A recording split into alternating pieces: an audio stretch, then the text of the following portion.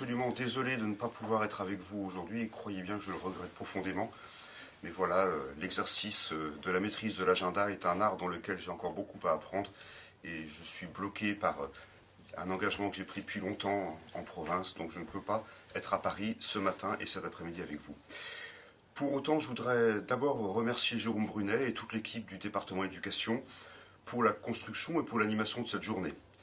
Remercier aussi nos amis d'Apprentis d'Auteuil qui nous apportent leur expérience, leur savoir-faire et qui nous ont aidés à bâtir cette rencontre.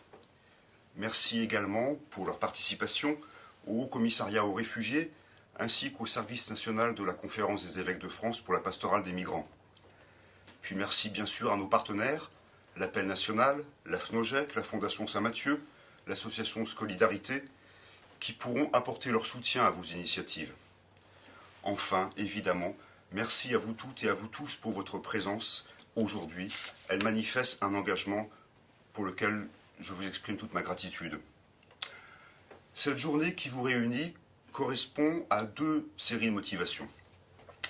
Première raison, une situation d'urgence humaine de plus en plus préoccupante. Je parle bien d'urgence humaine. Pour tout vous dire, je ne me sens pas très à mon aise avec l'expression consacrée MNA, mineur non accompagné. Parce que comme tous les sigles, je trouve qu'elle a tendance à occulter la réalité humaine, elle a tendance à la mettre à distance, à nous protéger, peut-être à trop nous protéger derrière les chiffres, même si les chiffres sont importants. Il y a bien une urgence humaine croissante qui progresse de manière exponentielle dans le pays, et nous ne pouvons pas nous laver les mains de cette situation d'urgence. Deuxième raison qui a concouru à l'organisation de cette rencontre, bien le fait que c'est précisément de l'école catholique qu'il s'agit. J'aime souvent citer, pardon pour la répétition, ce passage de la lettre aux Hébreux de saint Paul dans le chapitre 13. Saint Paul qui nous dit, je cite, « N'oubliez pas l'hospitalité. N'oubliez pas l'hospitalité, car c'est grâce à elle que quelques-uns, sans le savoir, ont accueilli des anges. » Et plus près de nous, le pape François, lorsqu'il nous appelle à faire vivre une Église qui n'a pas peur d'aller aux périphéries, lorsqu'il nous appelle à faire vivre une Église qu'il désigne comme un hôpital de campagne, aller là où sont les besoins les plus pressants, les plus cruciaux, les plus urgents. Parce que nous sommes une institution éducative, et parce que nous sommes une institution éducative chrétienne, nous sommes directement concernés par l'accueil de ces dizaines de milliers de jeunes qui frappent à nos portes.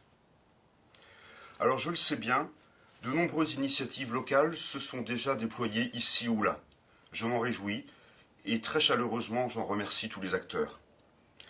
Pour le secrétariat général, il s'agit aujourd'hui de soutenir précisément ces initiatives, de les mutualiser, de les accompagner et autant que faire se peut d'en susciter de nouvelles. C'est une manière de dire aussi que la rencontre de ce jour, elle a pour vocation de connaître des prolongements. Nous ne voulons absolument pas construire un événement, une vitrine, un alibi, encore moins. Ce que nous souhaitons, c'est bien travailler dans la durée. Travailler dans la durée parce que les questions sont nombreuses et, il faut le dire, sont souvent complexes. La bonne volonté est nécessaire, mais elle ne se suffit pas à elle-même. Si elle n'est pas outillée, la bonne volonté peut même s'avérer parfois contre-productive. Outiller les bonnes volontés, vous outiller, c'est bien l'objectif majeur de cette journée. En apportant des éléments d'information, de compréhension, d'analyse, en proposant des éléments de réflexion et de discernement, et puis bien sûr, en suggérant des ressources, une méthodologie, des points d'attention. Au cœur de tout cela, je porte une conviction profonde. Tout ce qui renforce l'école inclusive renforce aussi le tout d'un établissement, le tout d'un réseau d'établissements. Et c'est bien dans cette conviction que je vous souhaite très cordialement une belle journée de travail.